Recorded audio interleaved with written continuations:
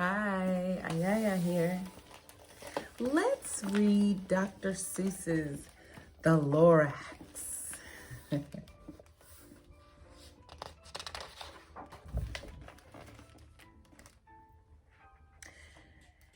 At the far end of town, where the grickle grass grows, and the wind smells slow and sour when it blows, and no birds ever sing excepting old crows, is the street of the lifted Lorax.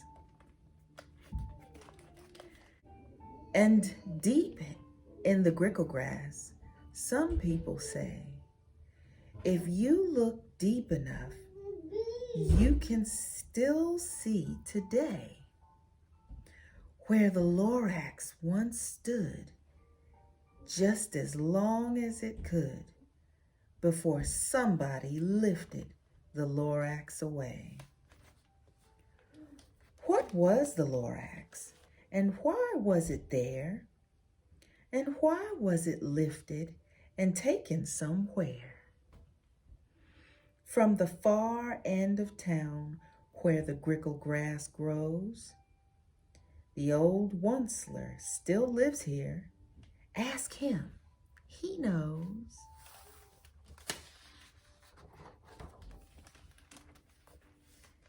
You won't see the onceler. Don't knock at his door. He stays in his lurkum on top of his store. He lurks in his lurkum, cold under the roof, where he makes his own clothes out of muffered moof.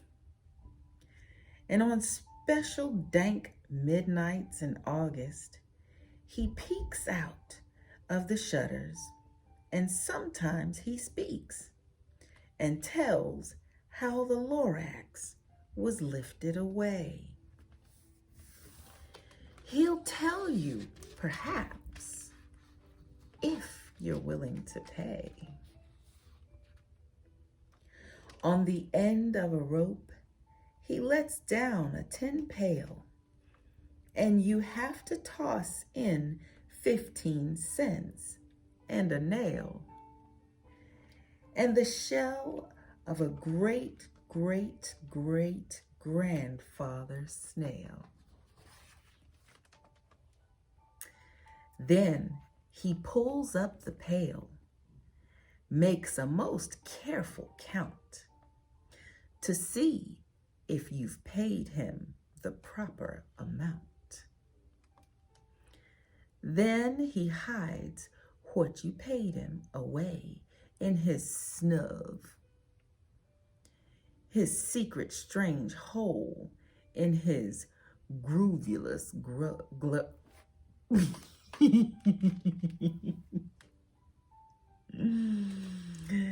Then he hides what you paid him away in his snub, his secret strange hole in his groovulous glove. Then he grunts, I will call you by whisper my phone, for the secrets I tell you for your ears alone.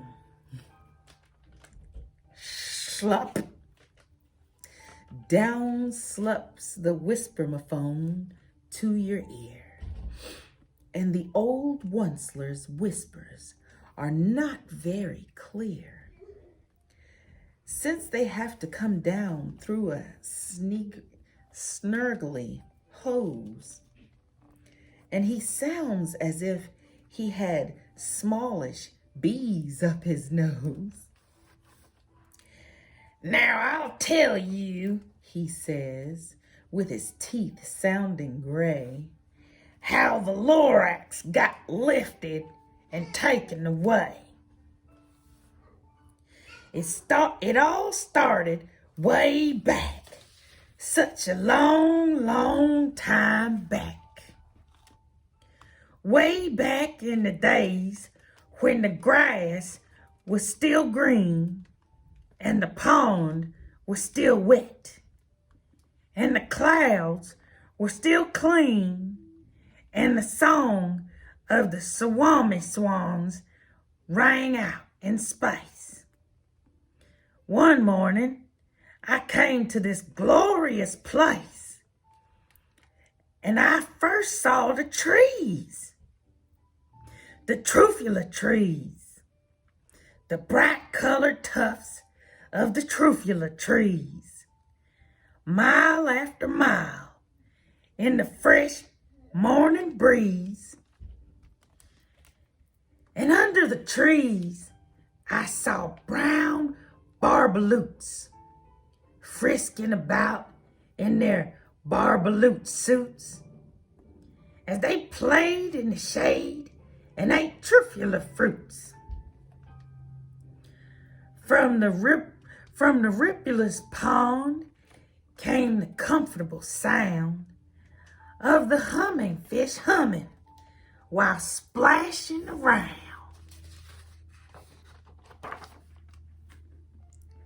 But those truffula trees, all my life I'd been searching for trees such as these. The touch of their tufts was much softer than silk, and they had the sweet smell of fresh butterfly milk. I felt a great leaping of joy in my heart. I knew just what I'd do. I'd unloaded my cart. In no time at all, I had built a small shop. Then I chopped down a truffula tree with one chop. And with great skillful skill and with great speedy speed, I took the soft tuft and I knitted a thneed.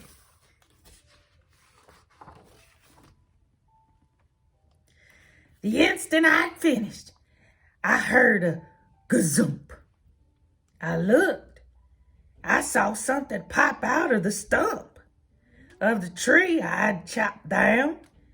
It was sort of a man. Describe him? That's hard. I don't know if I can. He was shortish and oldish and brownish and mossy. He spoke with a voice that was sharpish and bossy. "Mister," he said with a sawdusty sneeze, "I am the Lorax. I speak for the trees. I speak for the trees have no tongues. And I'm asking you, sir, at the top of my lungs." He was very upset and he shouted and puffed, "What's that thing you've made out of my truffula tuft?" "Look, Lorax," I said, "there's no cause for alarm. I chopped just one tree. I'm doing no harm. I'm being quite useful. This thing is a thneed. A thneed's a fine something that all people need. It's a shirt, it's a sock, it's a glove, it's a hat. But it has other uses. Yes, far beyond that. You can use it for carpets, for pillows, for sheets, or curtains, or covers, or bicycle seats." The Lorax said, "Sir, you are crazy with greed. There is no one on earth who would buy that fool's need." But the very next minute, I proved he was wrong. For just at that minute, a chap came along.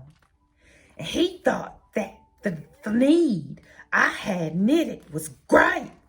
He happily bought it for $3.98. I laughed at the Lorax. You poor stupid guy. You never can tell what some people will buy. I repeat, cried the Lorax, I speak for the trees. I'm busy, I told him. Shut up, if you please. I rushed across the room, and in no time at all, built a radio phone. I put in a quick call. I called all my brothers and uncles and aunts, and I said, listen here, here's a wonderful chance for the whole Wunsler family to get mighty rich. Get over here fast. Take the road to North Nitch. Turn left at Weehonkin. Sharp right at South Stitch. And in no time at all, in the factory I built, the whole Wunsler family was working full tilt. We were all knitting the needs, just as busy as bees, to the sound of the chopping of the truffula trees. Then, oh boy, Then, oh baby, oh, how my business did grow. Now, chopping one tree at a time was too slow. So I quickly invented my super axe hacker, which whacked off 4 truffula trees at one smacker. We were making thneeds 4 times as fast as before. And that Lorax, he didn't show up anymore. But week after week, he knocked on my new office door. He snapped, I'm the Lorax who speaks for the trees, which you seem to be chopping as fast as you please. But I'm also in charge of the brown barbaloots who played in the shade in their barbaloot suits and happily lived eating truffula fruits. Now, thanks to your hacking my trees to the ground, there's not enough truffula fruit to go around. And my poor barbaloots are all getting crummies because they have gas and no food in their tummies. They loved living here, but I can't let them stay. They'll have to find food, and I hope that they may. Good luck, boys, he cried, and he sent them away. I, the Wunsler, felt sad as I watched them all go. But business is business, and business must grow, regardless of crummies and tummies, you know. I meant no harm. I most truly did not. But I had to grow bigger. So bigger I got. I biggered my factory. I biggered my roads. I biggered my wagons. I biggered the loads of the thneeds I shipped out. I was shipping them forth to the south, to the east, to the west, to the north. I went right on biggering, selling more thneeds, and I biggered my money, which everyone needs. Then again, he came back. I was fixing some pipes when that old nuisance Lorax came back with more gripes.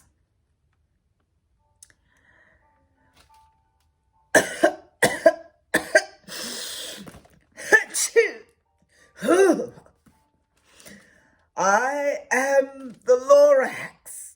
He coughed and he whiffed. He sneezed and he snuffled. He snargled. He sniffed. Once-ler, he cried with a crufulous crook. Once-ler, you're making such smogulous smoke. My poor swummy swans, why, they can't sing a note. No one can sing who has smog in his throat. And so, said the Lorax, please pardon my cough. They cannot live here, so I'm sending them off. Where will they go? I don't hopefully know. They may fly. They may have to fly for a month or a year to escape from the smog you've smogged up around here. What's more, snapped the Lorax. His dander was up. Let me say a few words about Gloppity-Glop. Your machinery chugs on day and night without stop, making gloppity-glop. Also, sloppity-slop. And what do you do with this leftover goo? I'll show you, you dirty old once-ler man, you. You're glumping the pond where the humming fish hummed. No more can they hum, for their gills are all gummed. So I'm sending them off. Oh, their future is dreary. They'll walk on their fins and get woefully weary in search of some water that isn't so smeary. And then I got mad. I got terribly mad. I yelled at the Lorax, now listen here, Dad. All you do is yap, yap, and say, bad, bad, bad, bad. Well, I have my rights, sir, and I'm telling you, I intend to go on doing just what I do. And for your information, you Lorax, I'm figuring on biggering and biggering and biggering and biggering. Turning more truffula trees into the knees, which everyone needs.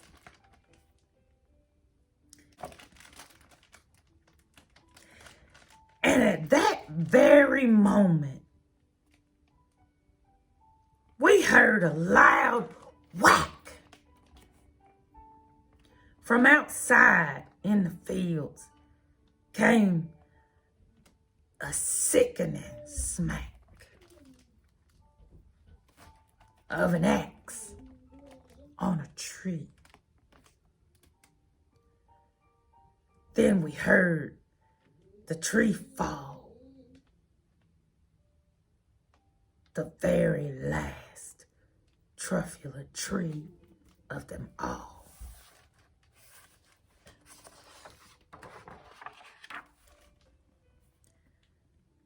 No more trees. No more needs. No more work to be done. So in no time, my uncles and aunts and everyone all waved me goodbye.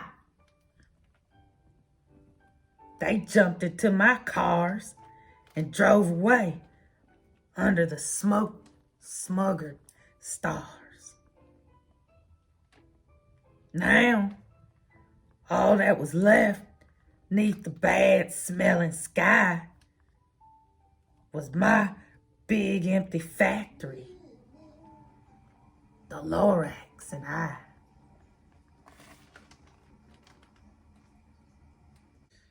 The Lorax said nothing,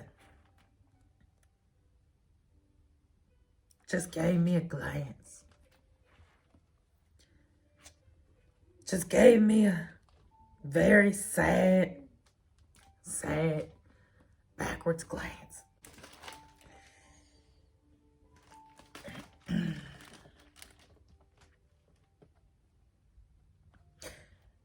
And I'll never forget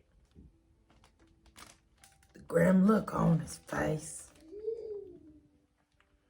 when he hoisted himself and took leave of this place. Through a hole in the smog without leaving a trace.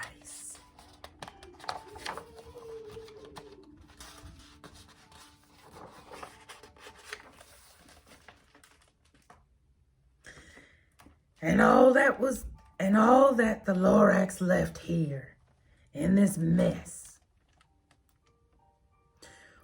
was a small pile of rocks with the one word, unless. Whatever that meant, well, I just couldn't guess. That was long, long ago. But each day since that day, I've sat here and worried away through the years while my buildings have fallen apart. I've worried about it with all my heart. But now, says the Onceler, now that you're here, the word of the Lorax seems perfectly clear. Unless someone like you cares a whole awful lot, nothing is going to get better. It's not. So, catch, calls the Onceler. He lets something fall. It's a truthful seed. It's the last one of all. You're in charge of the last of the truthful seeds. And truthful trees are what everyone needs. Plant a new truthula. Treat it with care. Give it clean water. And feed it fresh air. Grow a forest. Protect it from axes that hack. Then the Lorax and all of his friends may come back.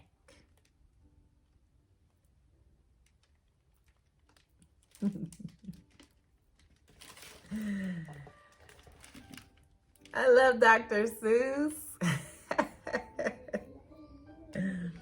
Such great messages. Entertaining. All right. I will see you next book. Ay, ay, ay, out.